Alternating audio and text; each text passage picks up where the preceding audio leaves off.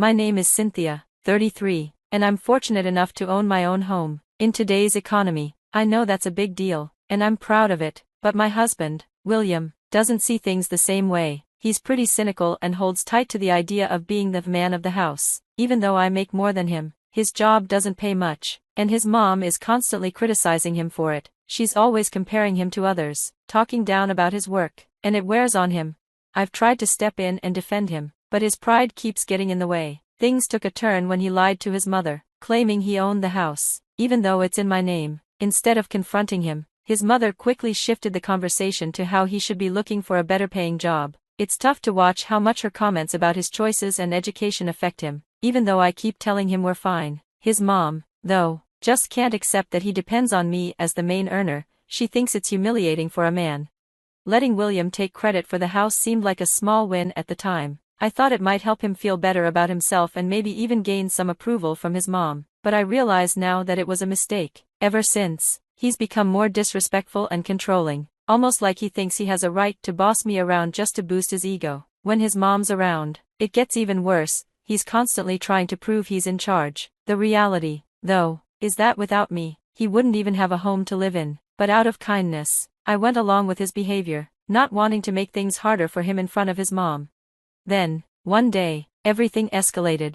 "Cynthia, get down here right now. My mom's here, and she wants something to eat and a foot massage," William barked from downstairs. I rushed down, only to find William and his mother deep in conversation. "Don't just stand there, clueless, do what I said," William snapped. "Look at you, finally showing some backbone," his mom smirked. It's a wonder Cynthia puts up with that tone, especially since she's the one paying the bills. "Maybe, but I'm the one who owns the house, so she owes me some respect," William boasted. I couldn't help but sigh inside, but I stayed quiet, thinking maybe his newfound confidence was helping rebuild his strained relationship with his mom. They used to be close, but things fell apart when William dropped out of college to chase an investment scheme some friends had talked him into. His mom had warned him, but he didn't listen. It turned out to be a scam, and he was left broke and disheartened, unable to finish school. Since then, he's been trying to mend things with his mom, but she's always focused on his brother, Brian, who has a stable career. Speaking of Brian, he's coming over for dinner. Let's make sure there's enough food. He must be exhausted from his long day at the company. Janet, William's mother, added with a pointed tone. Janet often gripes to me about William, never hiding her disappointment. It's been 7 long months of this, and I was reaching my breaking point when she started in again, complaining about William's choices. Trying to be polite, I gave neutral responses, but it was wearing me down. Soon, Brian arrived, and William greeted him with obvious bitterness. As we gathered in the kitchen, Janet kept talking about how William needed to step up, and it became clear she had something serious on her mind. "Oh, we're not just here for a casual visit," she said as we sat down to dinner. "Brian and I have been talking, and we have something important to discuss with both of you." I felt a sinking feeling in my stomach, unsure of what was coming. After setting the table and saying grace, Janet finally got to the point. "I want to address the situation with William. Brian and I have been thinking this over for a while." "William?" Janet prompted. "Yes, Mom," William replied, tense. "As you know, your current job isn't exactly enough to support you," Brian chimed in bluntly.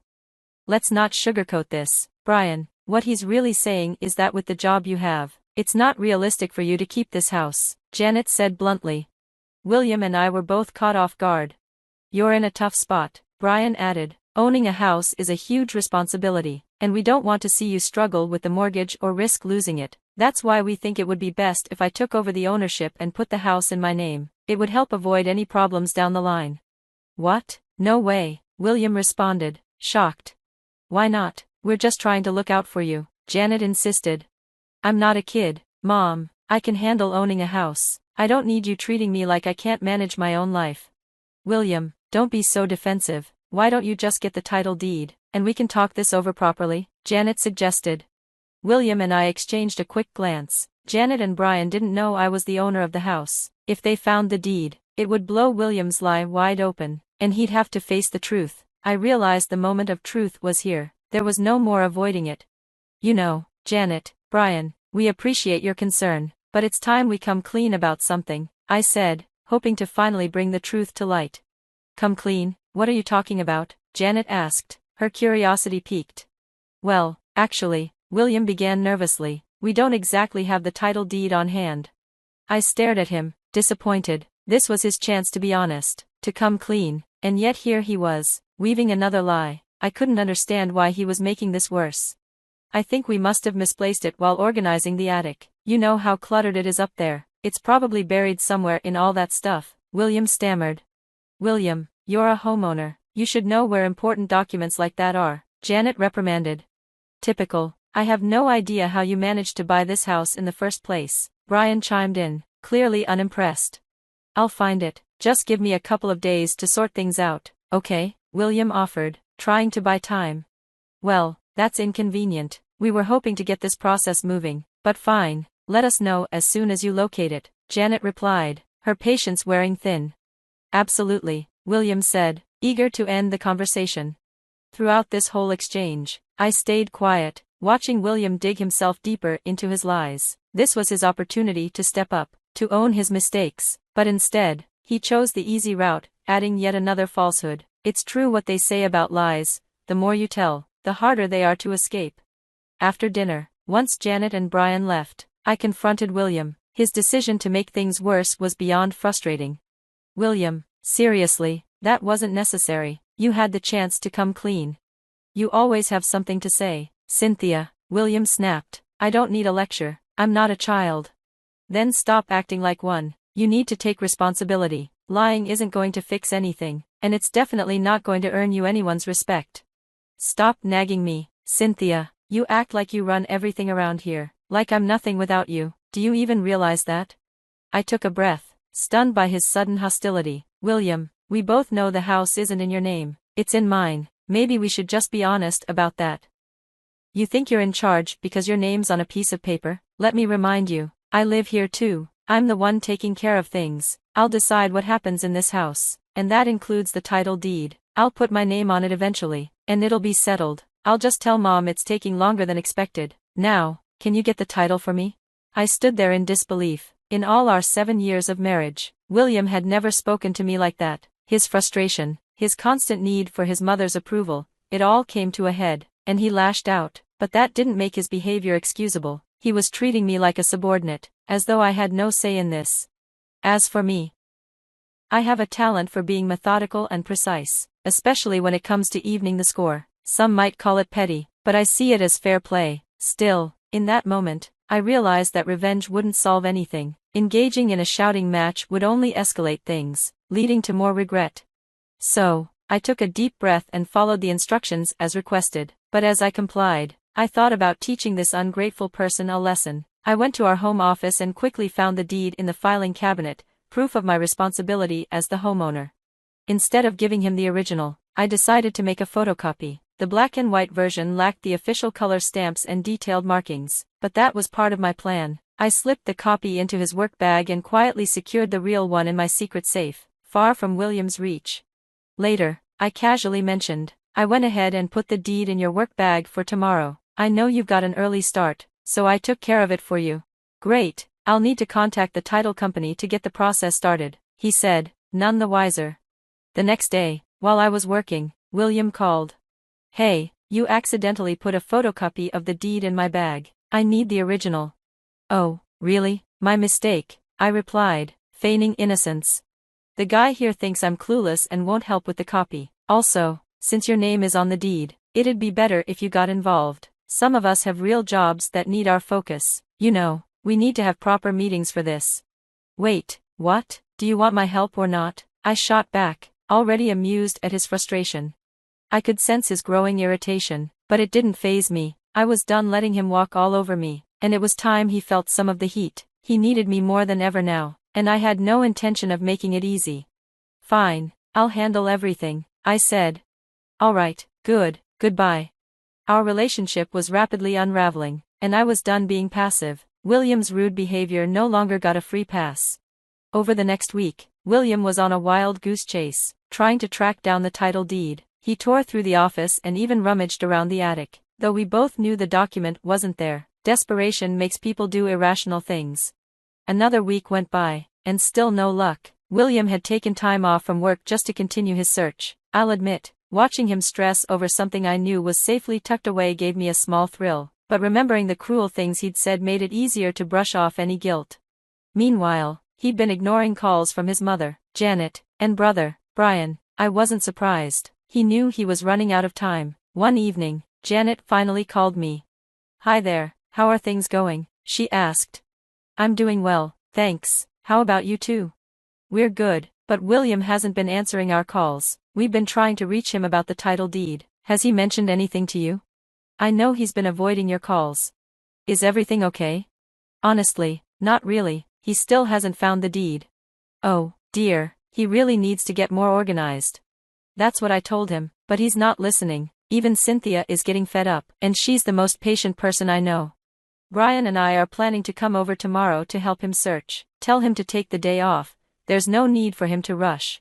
"Sure, I'll pass that along." But, of course, things didn't go as planned. Instead of resting, William woke up the next morning to find his mother and brother standing at his door, less than pleased. "Are you seriously sleeping while we're here to help you?" "Unbelievable," Janet said, her tone sharp. "Come on, man," Brian added. "We both took time off to help, and you're just lying in bed?" "What's going on?" William asked, clearly caught off guard. "We told Cynthia we were coming over to assist, but apparently, that message didn't get through to you," Janet replied, annoyed. "Don't put this on Cynthia," William snapped. "If you'd answered your phone, none of this would have happened." "Why weren't you answering?" Brian pressed. "I was asleep, but fine, let's get this started. I have the deed right here." At that moment, I stood in the doorway, everyone's attention shifting to me. I couldn't let Janet and Brian waste their time searching for something that wasn't lost. It was time for the truth, along with a little discomfort for William, as payback for all the hurtful things he'd said.